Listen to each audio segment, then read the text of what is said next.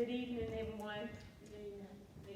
All right, we're going to go into a short word of prayer before Apostle Taylor goes forth with the word on tonight.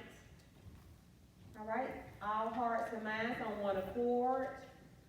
Father God, we just come to you on tonight, just giving you all the honor and all the glory and all the praise, Lord.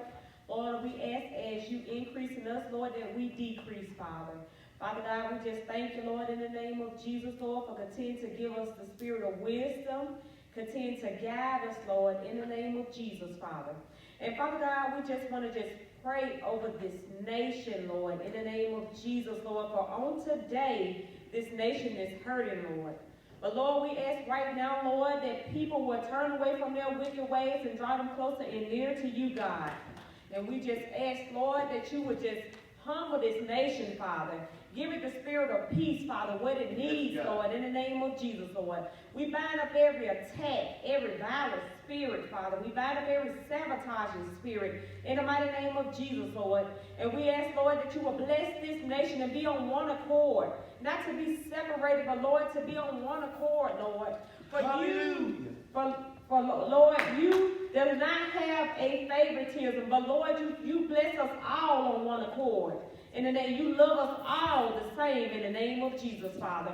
And Lord, we just pray over this president, Father. We pray over this nation, Father. We ask right now in the name of Jesus, Lord, that you would touch hearts, Father.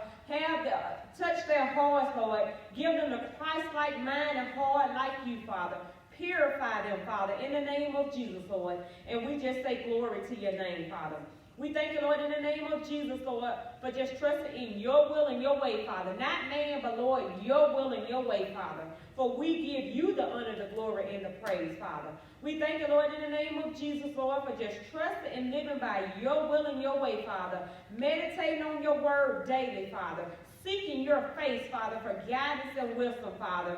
For you are God and God all by yourself, Lord, and we say thank you, Lord, on today, Father. Father God, we just give you the honor, the glory, and the praise, Father. And all of those that could not make it on tonight, Lord, we ask that you will continue to cover them, Father. Cover them, Lord, in the name of Jesus, Lord. From the crown of their head to the soles of their feet, Father. We say thank you, Lord, for your covering, Father. For your blood of Jesus, Father. For let your kingdom come and your will shall be done concerning our lives, Father. For, Lord, we surrender to you, God. For you are God and God all by yourself, Lord, and we surrender to you, Father. For you are our daddy, you are our way maker, you are our provider, and you're God and God all by yourself, Lord. Thank you, Lord, for a humble spirit, Father. Thank you, Lord, in the name of Jesus, Lord, for continuing to use us as your vessels, Father, to draw people closer and nearer to you, God, Father. Bringing them out of darkness and bring them into the light, Father. For you are the light, Lord. We thank you, Lord, for salvation, Father. And we thank you, Lord, for your righteousness, Lord. For we give you the honor, the glory, and the praise, Father. And every day, Lord, that we are blessed going in and blessed going out. And everywhere that our feet shall go, we are blessed of you, God, Father. We thank you, Lord, and we praise you, Father. In Jesus' name we pray. Amen.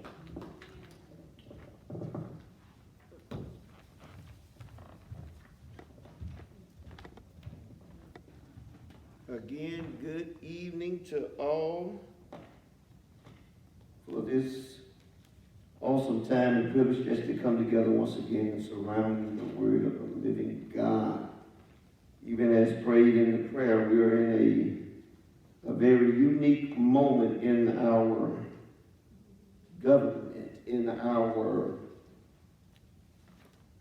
country. Amen? Things are happening today that have never happened. But nevertheless, God is still God. And so that we want to focus on, pay attention to, and critical to the hour is prayer. And we can't get away from it. So we have to realize that some of the doors that have been opened for such a time as this can only be closed through prayer and through obedience. Want to run now, get right back into the word. We've been doing several things with this particular word called fruit assessment. Fruit assessment has been about discovering or uncovering roots in all our lives so that we can get to the root cause of some things. So I want to go to a couple of verses and then proceed to where I want to get into tonight. Looking again at Matthew, the 7th chapter. And I think the microphone is out there so we can incorporate some readers tonight. That'll be good.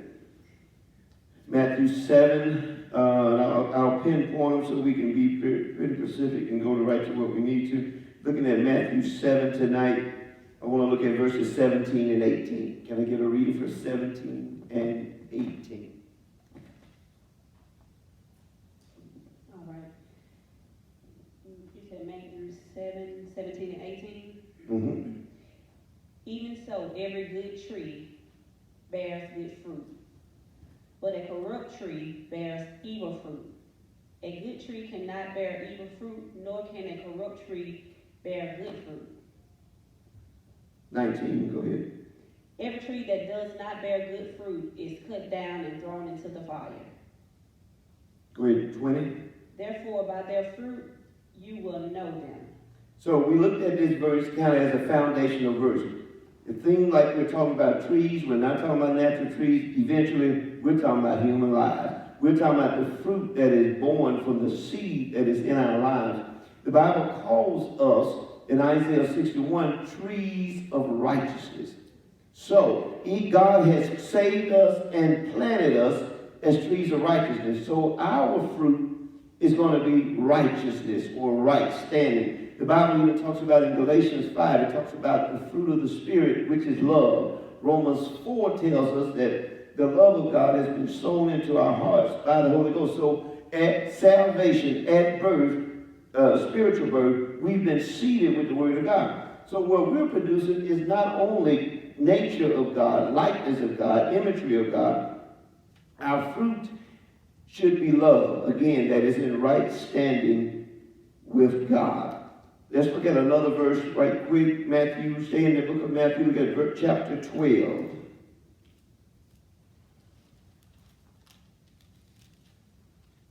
In Matthew chapter 12, we want to look at verse 33.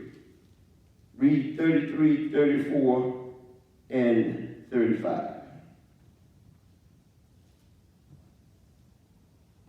I got it. Either make the tree good and its fruit good, or else make the tree corrupt and its fruit corrupt. For the tree is known by its fruit. O generation of vipers, how can ye, being evil, speak good things? For out of the abundance of the heart the mouth speaketh. A good man out of the good treasure of the heart bringeth forth good things, and an evil man out of the evil treasure bringeth forth evil things. So again, every tree is known by its fruit. So fruit reveals root. Amen. You can look at the fruit and tell what the root or the nature of the tree is. And notice what it says as we get to 35. A good man out of the good treasure of the heart bringeth forth good things. Why? Because out of the abundance of the heart the mouth speaks. So primary also to understanding or to making our tree good is to watch the words we speak, what we say. Because remember, death and life is where? In the power of the tongue. Amen? And notice what it says. A good man out of the good treasure of his heart bringing forth what? Good things. Or that's the fruit that we're going to see. An evil man out of the evil treasure bringing forth evil things. In fact, let's take a detour tonight. Go to Proverbs 18.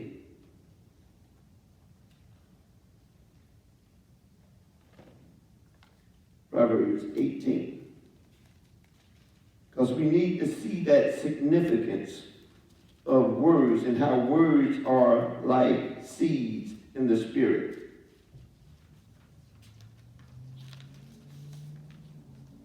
Proverbs 18, looking at verse 20. Proverbs 18, look at verse 20. Somebody read that one and read it slow. Proverbs 18, 20 and 21. With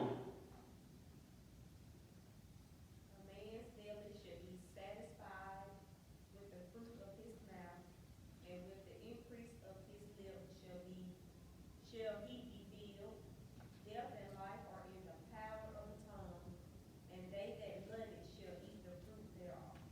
Notice that combination, look at that correlation of fruit to the words you say. Look what it says, a man's belly is satisfied. So you can be satisfied in life if you'll say the right things. Come on. A man's belly shall be satisfied with the fruit of his mouth. What you say can bring the harvest of a good life, of a prosperous life. Speak, in essence, the words you say concerning you, your life, your marriage, your money, makes the difference.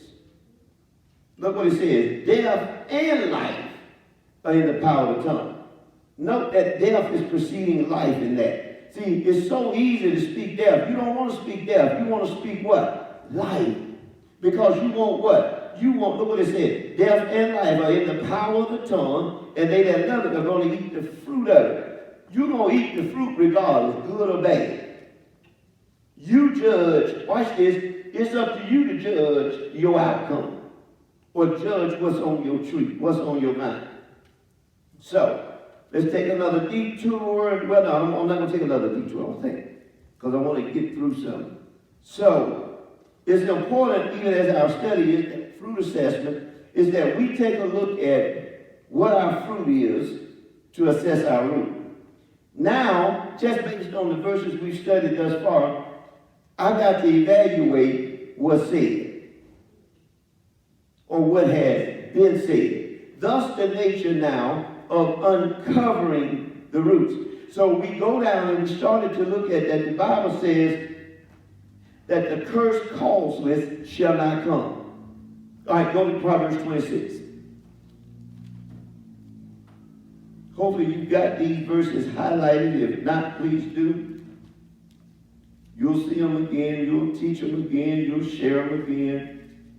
It says, as snow in summer and as rain in harvest, so honor is not seemly for a fool. As the bird by wandering, as the swallow by flying, so the curse causeless shall not come. It shall not come. It always comes for a reason. Go to Deuteronomy 28. We discovered the reason.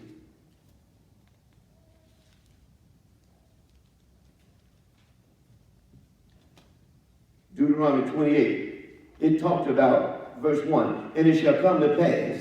And it shall come to pass. Well, the verses we just read out of Matthew and the verses we just read out of Proverbs just told you stuff's going to come to pass. It's going to come to pass because of what you say.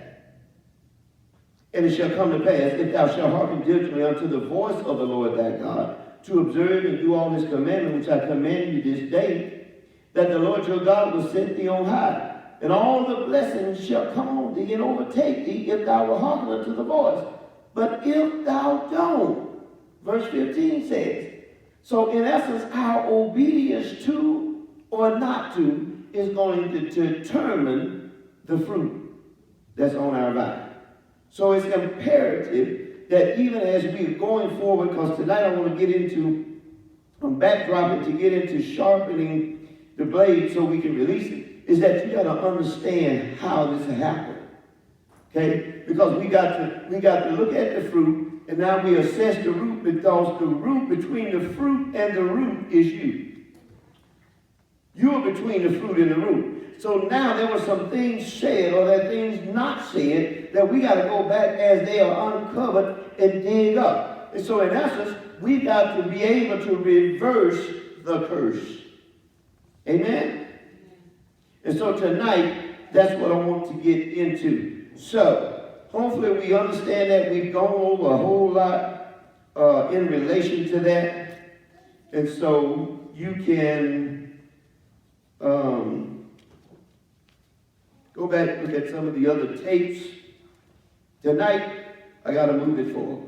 So, part of your exercise was to write down, look at the things you saw. So tonight, I want to begin the process of how you can sharpen your axe and start to kill some of these things. But I got to give you some word.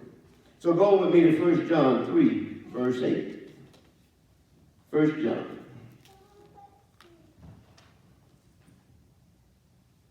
As some of you have already said, you went back, you did an assessment, you saw some things. Now, what do you do about what you saw? How do you eliminate it? How do you deal with it? How do you fix it? Amen. How many know God will never have you uncover what you cannot kill? Amen. That's just not God. Because God came that you may have life and have it more abundantly. God came that you may have victory. Amen. So, first verse I want us to look at tonight is 1 John 3. Somebody should have it. Look at verse 8. We have already discussed, so I'm pressing forward now, how the sin and iniquity and transgression plays into why the curse came, why the root became corrupt. Amen? Now, so go to 1 John 3 and verse 8. Somebody read that. Whoever practices sin is of the devil, for the devil has been sinning from the beginning. For this purpose the Son of God was revealed, that he might destroy the works of the devil. Okay? Now, we read this verse because this verse tells us the very purpose of God in coming, or in God sending Jesus. He said that there were works, there were things that were planted by the devil that it took Jesus to deal with. Okay? So when you're in Galatians 5 and you're looking at the works of the flesh and you're looking at the fruit of the Spirit, you see natural distinctions. Okay? Now, here is why Jesus came, so that the distinction not only could be made, but the elimination is with. So you need to highlight this verse, because this is an arsenal verse for you, that for this purpose, was the Son of God manifested. Why? So he could destroy it. Now, we're going to go to another verse. In fact, but before I get there, let me give you another one on this line. Go to Acts 10.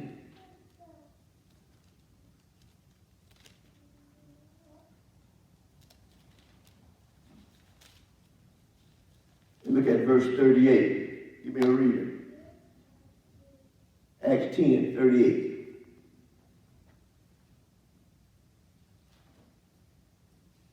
Got it. How God anointed Jesus of Nazareth with the Holy Ghost and with power, who went about doing good and healing all that were oppressed of the devil, for God was with him. So, not only was it God's purpose in sending Jesus to destroy the works of the devil, but watch this, God gave him an anointing to get the job done. Ooh, glory, that's good stuff right there. How God anointed Jesus of Nazareth with the Holy Ghost. Now watch this, that's why you got to get the Holy Ghost too. Amen. Come on now, you better stay with Scripture. Because why would Jesus have what you can't have? You remember the verses in Matthew, it also talks about in Luke, how that he is the baptizer in the Holy Ghost. Who? Jesus. Watch this here. So how God anointed Jesus Christ with the Holy Ghost and with power, who went about doing good, healing all that were oppressed of the devil. You got to understand tonight, the devil ain't never been your friend. He ain't never been nobody's friend. The devil is an oppressor. He wants to oppress you. And that's, he want to keep you down. That's why we got to kill these roots. Amen. Because what's in those roots are designed to bring you down. Amen? Let me give you one more power verse. Power verse, look at Romans 6. And so, even this week, I'll probably tweet them back out tomorrow, but these are power verses. You need to study these. You need to study the fact that the purpose of God is to destroy the works of the devil. You need to understand why God's Spirit is in you, because you too at some point are going to have to destroy some things that are not of God. But you got to understand, God's going to give you the anointing. Now, tie that in with what I've had you doing this week already for the last 6 days. Tomorrow will be the 7th. It's to anoint yourself. Why? Because I want to understand I'm in covenant with God. I'm empowered by God to do the thing I got to do that he has called me to. Now I want you to read Romans 6 and verse 6. These are your 3 power verses. These are the 3 verses you got to sharpen your axe on. Okay? These are your motivation. This is your move to do it. Glory to God. Look at read Romans 6 and 6. Knowing this, that our old man is crucified with him, that the body of sin may be destroyed, that henceforth we should not serve sin. Here's the whole objective. Why? So you don't have to serve sin. Because look at this. Let's flip that for just a minute. So what does sin want you to do? Serve it. Sin wants to make you its slave. Watch this. What is sin? To miss the mark. So in essence, he don't care if you get this close as long as you miss it. He don't care if you're standing right in front of the blessing as long as you miss it. Come on, y'all. But you got to get rid of your old man in order to what? Operate in this new man. But that old man has a DNA. That old man has a root nature that we got to deal with. Amen? Amen? Glory to God. So those are your power verses. Look at Galatians now.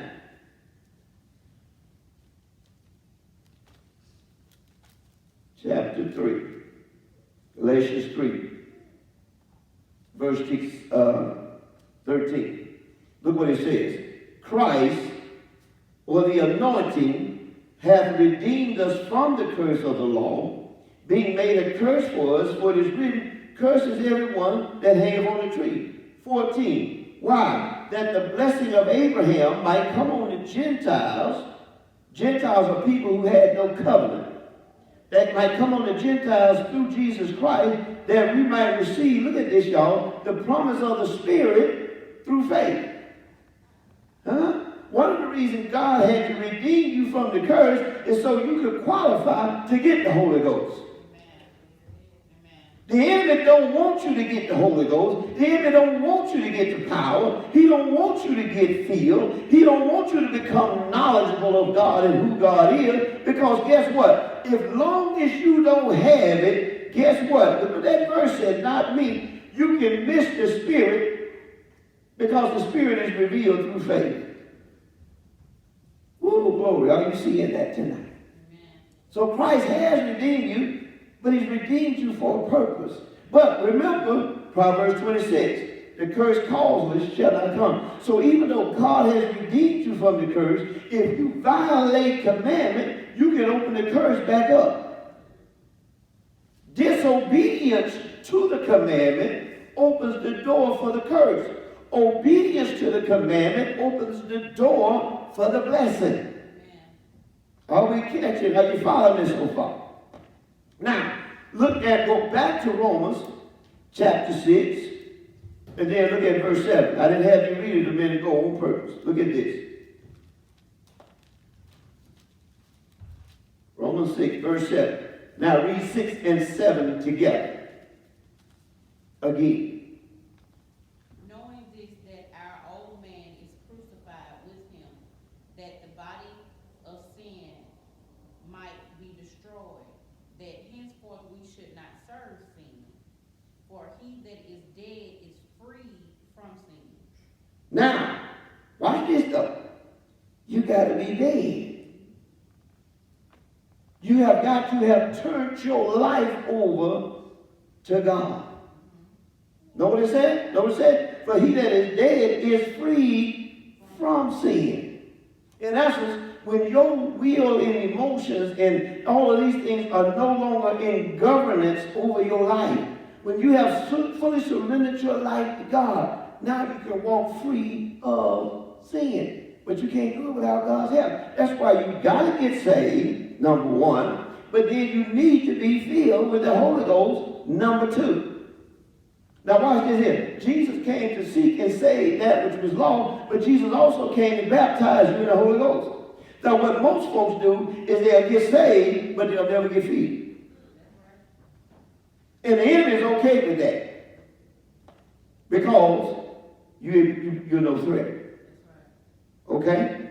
So again, sticking with the words, sticking with the Bible. Now, so when we keep reading, let's stay right here for a minute.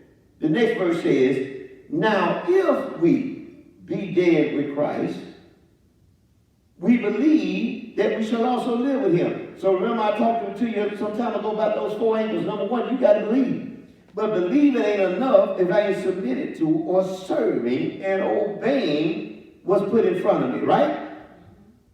So now, notice the verse says, now if we be dead with Christ, we believe that we should also live with him. Here's that word again. If you study chapter 6 out, it's all about knowing. The word you're going to see consistently is knowing, knowing. See, it ain't what you think, it's what you know at this point. Okay? So, knowing that Christ, being raised from the dead, died no more, death hath no more dominion over him. For in that he died unto sins once, but in that he liveth, he what? He lives unto God. His whole ordeal right now is how can I please God? That's what should happen to us when we come into salvation. When we come into the kingdom, we just want to please God. No man that entangles himself, again, in the warfares of life, but he entangles himself now to be what God wants him to be. Here's that point of sell out. For in that he died unto sin once, but in that he liveth unto God. So look at now verse 11. A key verse for us here is likewise what? Reckon. Reckon is an accounting term. It said bring this thing into balance. The Bible says a false balance is an abomination. You got to bring your life into balance. Why are we doing a fruit assessment? Because I wanted you to see whether or not your life is in balance. Come on, y'all. It's the good outweighing the bad. What does the fruit look like? You got to bring it into balance. Likewise, reckon ye also yourselves to be dead indeed unto sin, but what? Alive unto God through Jesus Christ our Lord. Let not, verse 12, look at this. Let not, now here's the word that's a problem. Let not. Who's in control of the let? Based on the information you know, you got to accept responsibility. Let not sin therefore reign, look what it said, in your mortal body. Now, a lot of what you discovered in your fruit assessment showed up where? In your body. See, that's why you got to take a look, and you got to be real with what you see. You saw some anger, you saw some pride, you saw some stubbornness, you saw a whole lot of stuff. Okay? Likewise, you got to reckon with this here and say, wait a minute, this ain't supposed to be. This shouldn't be here. This should not be dominating in my life. Let not sin therefore reign in your mortal body. Look at this. That ye should obey it in the lust thereof. Because look what the flesh want to do. Just what it want to do. Huh? The flesh, okay, hold right there. Let me help you. Let me help you. Go to Colossians. So hopefully now you highlight these. You underlining them. All right, go to Colossians 3. And again, I'm going to start off 3 verse 1. First word is if. See, watch this here. Again, it is the personal assessment. Nobody knows better than you. If ye then be risen with Christ, are you seeking those things which are above, where Christ sitteth on the right hand of God? Set your affections on things above and not on the earth. For ye are dead, and your life is hid with Christ in God. And when Christ, who is our life, shall appear, then ye shall also appear with him in glory. Now 5 is your key verse. Mortify. What's that word? Mortician. What do they deal with? Those who are dead. So what does he say? Mortify, which means put to death, therefore your members, which are upon the earth. Woo! Now watch this here, and I've said this on many other occasions. Let me help you for distinction's sake. In the church, there are not members, there are disciples. In you, there are members. Are you with me? Jesus had disciples. Disciples were students of his word that did what his word said do. Now, one of the things he's saying do is mortify, therefore, your members. Well, I thought he died. He did die. He did hang. He did bleed. He did raise again with all power in his hand. But he's telling you to put to death the things you see that don't look like him. Come on, y'all. Personal responsibility. Mortify, therefore, your members which are upon the earth. And then he says, let me help you. You got a problem with fornication? Kill it. You got a problem with uncleanness? Kill it. You got a problem with inordinate affection? This ain't ordinary. This is strange. He said, kill it. You got a problem with evil concupiscence? Kill it. He said, covetousness. You got a problem? Kill it. What about idolatry? He said, what? Kill it. So in essence, he said, I done hung that, but I done gave you the power. I done gave you the word. I done gave you the acts. I done gave you the Holy Ghost. You're going to have to kill some stuff. Come on, y'all. Read your Bible now. Look at verse 6. For which things sake the wrath of God cometh on. For which things sake the wrath of God comes on children of what? Disobedience. Look what he says in verse 7. In the which ye also walked sometime when you lived in them. What is he saying? There should be a change now. In essence, watch this. If you done got saved, you ought to be able to see it. That's right. Amen. Oh my God, y'all don't want to talk to me tonight. Listen, if you done got saved, you ought to be able to see it. That's right. You ought to be able to see the difference in the fruit God is bringing forth and the fruit that was on your vine before you got saved. So when you recognize this ain't what God, or this don't look like God, God said the responsibility of killing it belongs to you. Whoo, Jesus Christ. Is it making sense? Amen. All right, go to Galatians then. Let's make some more sense. Might as well deal with it all while we in here.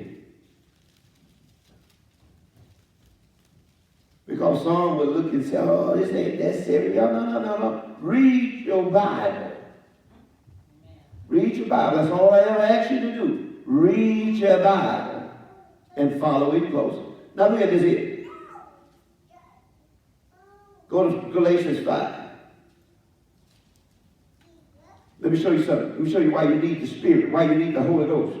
Look at Galatians 5. Look at verse 16. You ready? This I say then, walk in the Spirit, and ye shall not fulfill the lust of your flesh. You need the Spirit to help you fight your flesh. Amen. Come on, y'all. Now, even though we know we can grieve the Holy Ghost, we can actually override the Holy Ghost. But listen, it makes a difference if you got the Holy Ghost in you telling you, don't do that. Versus not having him there and you just doing what you want to do. Come on, y'all, read your Bible. Walk in the Spirit and you won't fulfill the lust of the flesh. For the flesh lusteth against the Spirit and the Spirit against the flesh. And these are contrary one to another, so that ye cannot do the things you would. Did y'all just read that? I just gave you $100,000 right there. May never collect tonight, but I just told you anyway. The Spirit gonna help you fight if you'll let him. Look what that verse just said. These are contrary one to the other, so that ye cannot do the things you would do. Sometimes folks don't want to get the Holy Ghost because they want to keep doing what they've been doing. It's a means to justify. Come on, y'all, read your Bible. Verse 18. But if ye be led of the Spirit, you ain't under the law. Now the works of the flesh are manifest, which are these. Now look at this here. Here we go. We got another list. Now, adultery is leading the list. And adultery ain't always natural. Sometimes there's spiritual adultery. Because you in one religion, and this faith, and that confusion. adultery, fornication, uncleanness, lasciviousness, idolatry. Look at this now. Here we go. Witchcraft, hatred, variance, emulations, wrath, strife, seditions, heresies, envies, murder, drunkenness, revelings, and such like. Now, watch this here. Some of the same stuff that's on their list. Some of the same stuff that has been on earth. So now that the root is exposed. Well, where did it come from? Stay with me. I'm out here. I'm going to carry you all the way in here tonight. Why? Look at this. Look at this. It's in the flesh. But the flesh is the mortal body that ain't yet died. It's got to be dealt with. Yes, God went to the cross. Yes, he defeated sin. Yes, you don't have to be dominated by sin. But some things you got to kill. When it rises, when it shows up, when it comes up out of your yesterday, looking at you today to kill your tomorrow. Somebody said, but I ain't never did that. You may not have, but I showed you the scripture the other week in Romans 5 when it talks about justification. The Bible said Adam hadn't sinned, but what he did passed down to everybody that was created in the similitude and likeness of him. That's why the Bible starts to tell us about the sins of the father that go down to the third and fourth generation.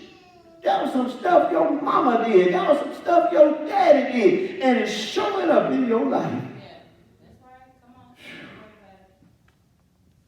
Got to deal with it. So are you seeing that tonight? Woo, glory. Go back to Romans 6. I got to get through it. I told you, I come to sharpen that sword tonight, so bear with me. I'm finna sharpen. Now, what you do with it, after I put this edge on it, that's you, but I'm going to put this edge on it tonight.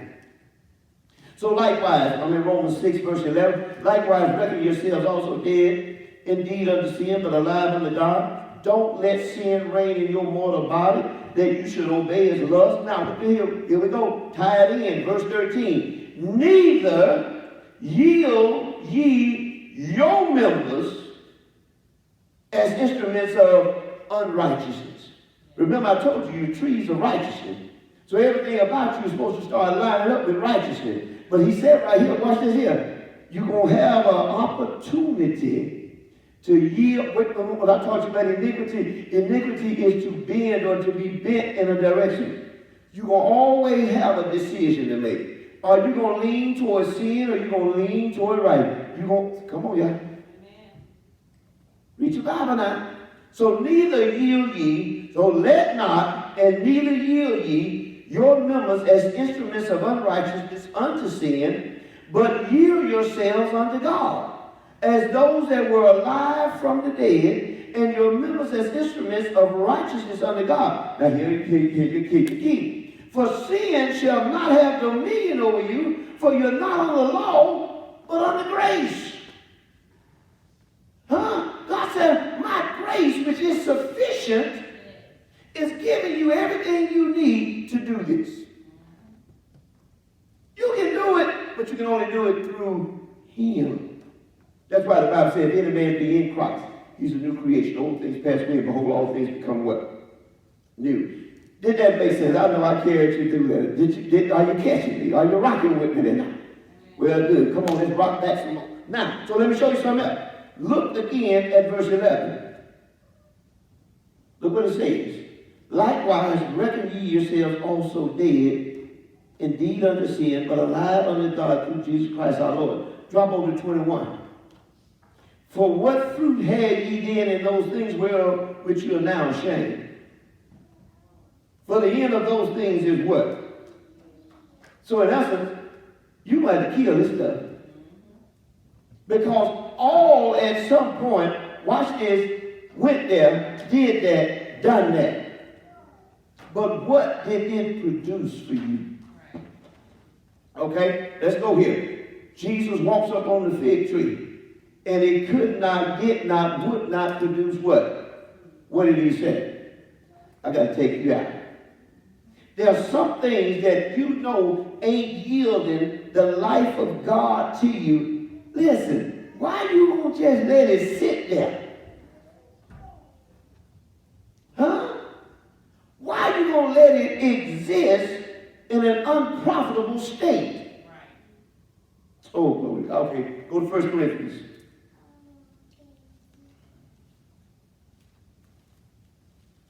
Chapter 6.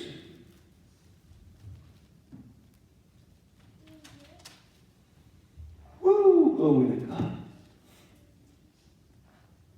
Are y'all still saying, Pastor, put that edge on me? Oh, I know some of it. It's tight, but it's right. It's all in the book. Listen, if we want the victory, we got to do what it takes to be victorious.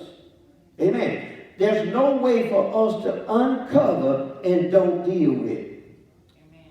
See, watch this. Let me help y'all tonight. I'm trying to help tonight. Uncovering is easy. Yes, it is. Dealing with it is a whole nother subject matter. Amen. But you just can't uncover and see and then not be responsible for what you see. But why you gonna go at it with a dull axe? That's good. Ain't finna help him. Not on this watch. I gotta give an account. Ain't gonna happen on my watch. So let me show you something. 1 Corinthians 6:12. Now I want you to read that. 1 Corinthians 6:12. But what is that? What is that? All things are lawful unto me, but all things are not expedient. All things are lawful for me, but I will not be brought under the power of any. Did you hear that? All things are lawful. See right now, the law says all right to go against the word of God. The law said, listen to me, the law said, forget the foundation of marriage. You don't want a man, get you a woman. You don't want a man don't want a woman, get another man.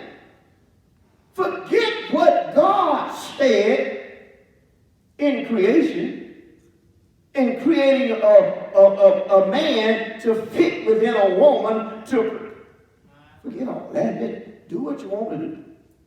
Put it where it don't belong. I'm just trying to make the point.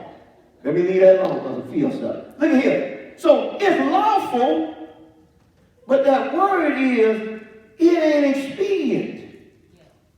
Which means what? It ain't gonna profit you. What you gonna get out of it? Watch this, watch this, watch this. Hear me now. In that combination, you can't produce naturally what should be produced. Yeah, that's it. That's good. Y'all ain't catching me now. I'm trying to make a point. You can't bring forth fruit.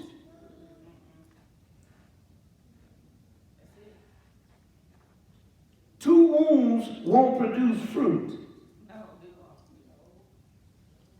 Two injection sticks won't produce fruit. That's right. I said it as nice as I could.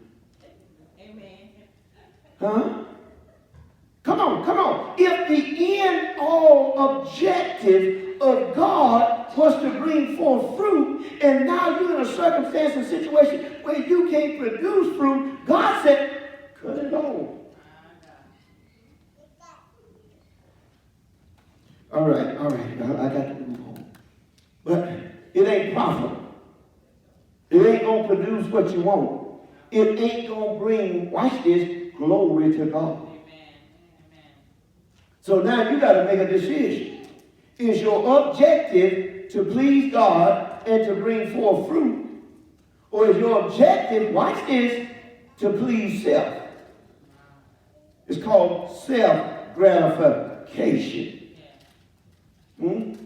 So, another word that we looked up in that issue of sin, iniquity, it also meant perversion. So the enemy wants to pervert purposes. He wants to pervert your purpose. What you have been designed by God to do. And you feel like if you change it, it's okay. No. If God's the creator and the manufacturer, then guess what? It's up to God to change. And if God don't change, then you got to what? You need to sit down. Or you need to rethink. Woo, glory. So, point I'm making, you got to kill what ain't producing in your life. What is non-productive. What ain't getting you what you want or taking you where you want to go. Oh, glory to God. Oh, Jesus, Jesus, Jesus. All right, go back to Romans 6. Y'all getting this tonight? Making sense? I know I'm dropping a lot. It's making sense. So look at Romans 6 and verse 22. So, but now, being made free from sin and become the servants of God, ye have your fruit unto holiness, and the end is everlasting life. So look at here. I got to believe God, but I also got to serve God or submit to God if I want to live. Ooh, watch this. Because anything outside of the prescribed plan of God is going to be death. And what ain't producing needs to die. Is it making sense? So, we got to change from a bad tree to a good tree. You recognize the fruit so you can uncover the root, but then when you realize it ain't giving you what God has ordained for you to have, get it. Colossians told you, mortify, put to death, kill it. Go to Matthew 3. I'm about to wrap this up because y'all can't take too much more. I'll tell you, I'm in one of them modes night. I preach all night. Matthew 3. Because this is where we are right now. This is the evolvement of all of this that's going on in our earth right now. And here's what scares me. God is going to move against it. And the prayer of intercession right now has got to be, God, if it's 10, will you spare? God, come. Around. He gonna move. It ain't a question of when. A question of is, he will move. It's just when right now. Have we got, wait till Sunday, I'm going to show you some Sunday. We done lit God's fire. And I'm telling you, ain't no smoke. It's all flame. You better hear what I'm telling you tonight. It's all flame. Ain't no smoke. That ain't how God operates. Amen? He's about to consume. Now watch this here. So let me get out of here. Matthew 3, look at verse 10. And now also, the axe is laid to the root of the trees. Therefore every tree which bringeth not good fruit, cut it down and put it in the fire. Cut it down. Kill it. Realize this ain't profiting me. It's got to go. This ain't going to get me closer to God. It's got to go. This ain't getting me to the purpose and the plan of God for my life. It's got to go. It got to go. He got to go. She got to go. They got to go. Whatever. It's let it go time. I'm looking. Sorry, but it's got to go.